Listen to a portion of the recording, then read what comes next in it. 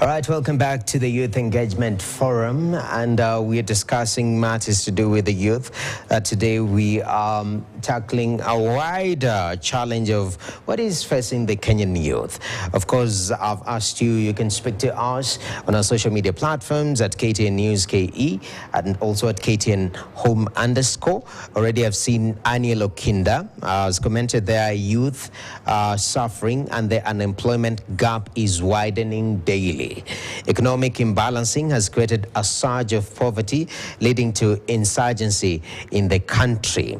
And these are real-time concerns from Kenyans. Continue sending your commentary right there. We'll be sampling them and just breaking down. Earlier on, before we took a break, Hussein Kamal, General Manager, Shok Leyland, he noted something quite interesting. And Nimi says, this issue of youth unemployment is not that there are no jobs, but also part of the problem, whereas there might not be jobs enough for in some certain sectors, but on the other side is about equipping young people. And the greatest equalizer that we've seen in this country is education. In fact, when Mwai Kibaki introduced free education in this country, it was a monumental situation that changed, the future of many countries in this country, many families in this country. So, Professor, talk to me about that aspect of the gap between how we are training our young people and whether that is translating into an effective youth post school. Thank you very much. This is very, very correct. In society, in many societies, the biggest challenge is shortage of labor. Mm-hmm. On the other hand, we are saying that we have many, many youths who are not employed. So there's a disconnect or a mismatch between the youth that we are producing from our institutions of higher learning and the job market. 3 years ago, 4 years ago, just before the pandemic, there was a meeting that was organized that brought together all the mobile money transfers companies worldwide, like M-Pesa, for instance. And they said the biggest challenge they were facing was human resources. Across many countries, the biggest challenge is skilled human resources in digital strategies, to support the digital economy. For example, experiences in data science, online project management. So we have a shortage and we have surplus in certain areas. So it's very important that our institutions of higher learning train people who are responding to the needs of the market. Because we are finding that many universities are producing the same skill they produced 10 years ago, 15 years ago, is what they're producing now, but the market has changed. Kenya has become more digital. We want more digital expertise that is not there. Secondly, we also need to look at this issue of entrepreneurship. There's no way the economy can absorb all the students that were graduating from high school and those graduating from our universities. So we need a paradigm shift to come up with ways, policies and strategies and financing to support our young population to focus on growth areas. Okay. Health is a growth area because the population is growing older in the Western world, and therefore they need healthcare workers. They need even people to support the elderly population. Yes. Digital is another area. Agriculture, the population is growing, and we need more food. Kenya is the GDP of Kenya is 40% agriculture. So how do we translate the skills of our youth to respond to national, regional, and global needs? All right, definitely. And one of the areas that especially the head of state has come under criticism for has been his advocacy for labor export. As we earlier on touched on, Africa is a very young continent, and there is sort of an imbalance global-wise in regards to labor supply. So there is this element of, we can send our youth out there, and that has been quite a vocal discussion. But question is the sustainability of that. Where you sit, Kennedy, do you feel there is that escapism in a way? Or is it, because we rarely hear about generating jobs within the country and backing it up, not just promises, backing it up with numbers, actual numbers, vis-a-vis this narrative of sending Kenyans abroad. How, from a governance expert perspective, how do you assess that approach? I think before I respond to that, allow me add something on education. Yes. In access to quality education is one of the challenges facing young people. The education that we have may be accessible to some extent, but is it quality? No transformation is qualitative. Therefore, education must also be quality of quality.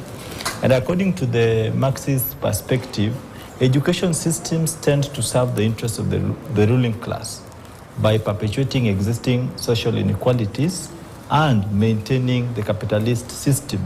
So when you seek to export labor in a digital era where you are also saying that people can just tap on their laptops and get money, where are you exporting that labor to? Does it mean that we've capitalized and maximized on our production? We speak of agriculture being the greatest contributor to our GDP. How many agricultural farms have we made available and cultivated to produce the food that we lack as a country? Because we still import basic things that if we made the systems right, we can actually be the major exporters. Exporting labor is an escape strategy and a justification of a failed regime. In 1965, Tom Mboya, a mere trade unionist, a comrade who was still pursuing his education, saw the beauty and fruits of good and quality education. He thought it wise to engage J.F. Kennedy to airlift our sons and daughters to the abroad to study and bring the knowledge to build our country. And then you come into a digital era, that is 2022-2024. A PhD holder is only seeing opportunities in taking your sons and daughters to the Middle East. What do you know? The young people we export from Kenya as finished products do in the Middle East. Some would tell you they wash snakes. Others tell you they do very, very petty things, things that do not really amount to respectful services that a human being. Some of them are even below the standards of human treatment. Yes. So is that seek to solve the challenge? How many cases of mysterious deaths of young people have been reported from abroad? Okay. The mistreatment that young people get. So if you can't create that problem, solve that problem locally, stop seeing opportunities in other people's countries. Those countries have got responsible citizens who elected a responsible government to solve their jurisdictional challenges. Okay. Transferring our problems to other countries like transferring the power. You failed, but you can't exit the seat. So you are just there to continue keeping people busy while actually doing nothing. Okay. So we really have to sort out the quality of education. Okay. We cannot speak of being in a tech era, and how many data scientists have we generated? Do we even have the capacity to produce them locally, train them, and release them to the job market? No. So not unless we forge forward to solve the founding problems that the founding president spoke about: poverty, diseases, and ignorance. Not unless we solve those three problems, we will still always speak of the same issues over and over. Can I disagree with this point? After the definitely. Yes, please. The professor will rebuttal that point later on. I have to note that down. But even on the same breath, Dr. Shem, we were even talking during the break, and you're saying this issue of youth is a serious situation in this country, and even Africa at large. We are looking at the solutions being generated. Fortunately, the systems that we have, or unfortunately, legislation is a huge part of them. You touched earlier on that if you elect a member of parliament, for example, who's supposed to represent you at the National Assembly, first of all, they'll take care of themselves. Yeah?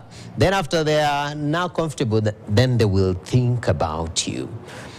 From your observation, we've brought the issue of education being a huge gap and this issue of labor export, where we are trying to send, since we have an overflow of young people and oversupply of labor within, how can we send them outside to different destinations? And this is being led by the president himself. How do you assess some of these interventions? Are they enough? Are they blindsided in some areas in regards to how they can bring a solution to this challenge of unemployment in the country? Thank you. I'm listening to my colleagues about the education side, what they're talking about quality education and about AI, as he said. But I want them to understand that the more digital is growing, the less employee is coming. See, you have to get accountant, auditor to do this, what he's talking about. But now you get AI, which is doing for you.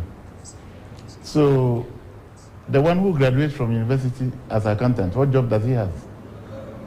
This is the reason why our leaders has to build our economy our own. First of all, I don't see the reason why you have to send a Kenyan. You said you are sending a Kenyan to abroad to work as a house helper? As somebody who is going to do constructions? Surely? Is it because we don't have many construction going on in Kenya? The main problem here is this. Youth are being frustrated. They have mental issues. They have a lot of problems. They don't know who to talk to at all. If a politician give a youth 1,000 today, and that youth is going to that politician again, I don't need 1,000, I need a job. Next time that youth is calling, he will be blocked. And when he reach a time for vote, then they come and share 500. This is abuse. This is completely abuse. And I'm not against this only in Kenya, I'm against it as AU community. I'm against it. What are the AU themselves doing for us as Africans? They are the top machinery to help us. What are they doing? Big English? Forget about education you are talking about. What about somebody who fall out from school because he can't pay school fees? Nothing. He's out of school. What is the way forward for that person? For Kenyans transport youth to go abroad and work, if it is a professional work like accountant and is getting good salary, or to United Nations, NGOs, those are good. But to go to Middle East and, as my brother said, I've never had that. Even they watch snakes, I have never had that. But that's very dangerous, you see.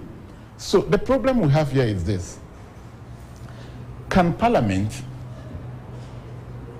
create a way for this youth by implementing a new rules or a new law that every Kenyan youth, either you fall out from school, either you finish from school, you have access to get county license, you have access to get any part of investment you want to do, you have access to get that license in affordable and easy manner. You get it? If that can be done, that is number one. Number two, if it's a Kenyan youth who is trying to set up a business, that person need not to be frustrated at all because he's entitled to his country. It's his birthright and his decision to invest in something. It's his right. He's a Kenyan. He's a citizen. Either you are president, either you are MP, either you are governor, either you are minister, either you are police or military. He is a Kenyan just like you. Not because you have a big position, so you press him down. Let me ask you, how do you feel when you fall out of school and then you decide to sell bananas? So you are set a small table, you are selling banana and maybe mangoes and oranges. Government has refused to employ you because government cannot employ all the graduate people who will come out. So government has not employed you. You have managed to find your way for your friend, your brother, your sister, to lend you 20,000. You have money to go to Meru, go to Sagana, go to wherever. Buy banana and orange you are selling. One county officer come. They come in numbers. Take everything from you. They put you in the pickup. Then they take you to court. Okay. If you are not lucky, they give you a fine of 20,000 or 5,000, and you don't have, so you'll be sleeping there as a jail. Okay. Why are we treating our people like slaves? One, government has not set there's no contribution to that person who fall out or finish education. You have not assisted him. He has managed to learn some money and doing something. He been arrested and everything was taken. Nobody went, let's say you are selling this water and they arrest you.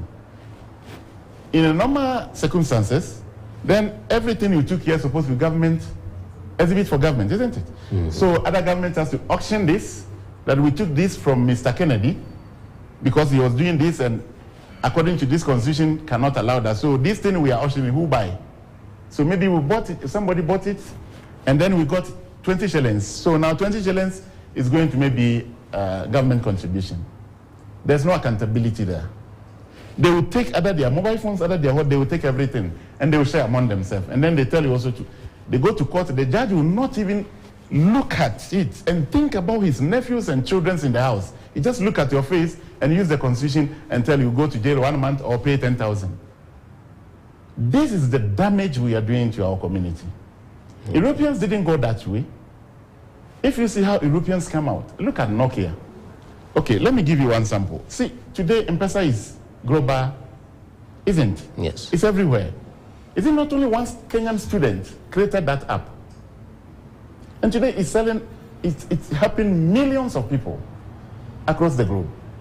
Why do we disrespect our children?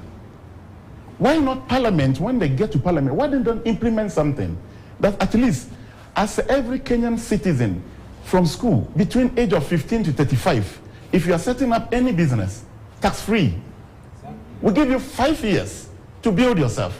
Mm-hmm. You make it easy and reduce tax for them. Perhaps they may import their raw material from somewhere. Reduce it for them. There are serious Indians here who are making billions. There are Chinese who are making billions. For them, you take bribe. You will not allow them to pay what they have to pay to the government. You take bribe. Somalis are here making money. You take bribe. And when Kenyan is trying to come up, you hit him down. You see, these are politicians and our ministries. Almost 90%, they don't care about this country. Wow. They don't care. So the problem here we have is our leaders have turned enemies, lie on to us. So these youths don't know where they have to go. We have, what do we call it? NYS, isn't it? Mm-hmm. We have Minister of Labor. Do they even care? Are they doing their work? Should in case KRA come and take everything you have and go, the only person who has to defend you is Chamber of Commerce. Let's talk about Agricultural Society of Kenya.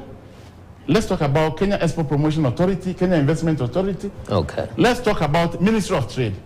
If Parliament can come out and set up a constitution, Ministry of Trade, Chamber of Commerce, and all these trade bodies or investment bodies should come and have task force. Okay. This task force should face KRA face to face to defend the youth. Definitely. Because there are so many youth who have so many things to do, but they've been frustrated. Imagine, you have gone to bank, you got 100,000. Okay. You see, you are coming to invest. You need city county license. The cheaper one you get is around 13,000 shillings. Just look at that. All right. Apart from that, you have to get KRA documentation. You have to get KEPS documentation. All this process, you see that 100,000 already, 40,000 is already gone. Definitely. You get it? Yes, sir. And then, KRA, as you are beginning the business, KRA come and loom the tax on you. How? Government is not financing anything. Even, let me tell you one thing. They should even at least have courtesy. Okay. Courtesy hat. Definitely. At least our children voted for us. We are making billions.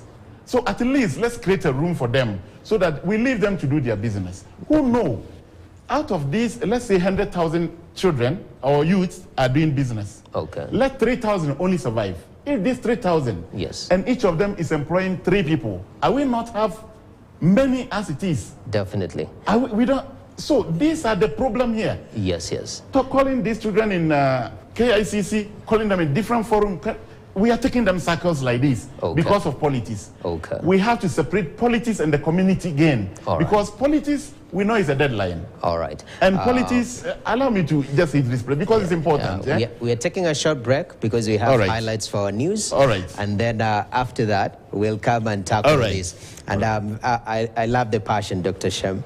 You're raising very key concerns here in regards to how we are empowering and creating an environment that makes it easy and favorable for our youth to make it. It seems that institutionally we have created barriers to make it a little bit difficult for young people to start businesses, to maintain. And these are the problems that this forum is raising. Remember, it's the Youth Engagement Forum. Continue giving us your feedback on social media at KTN News, KE at KTN Home _. And we will be sharing this feedback later on. But right now we take a short break before we come back on the final stretch of this conversation. Stay tuned.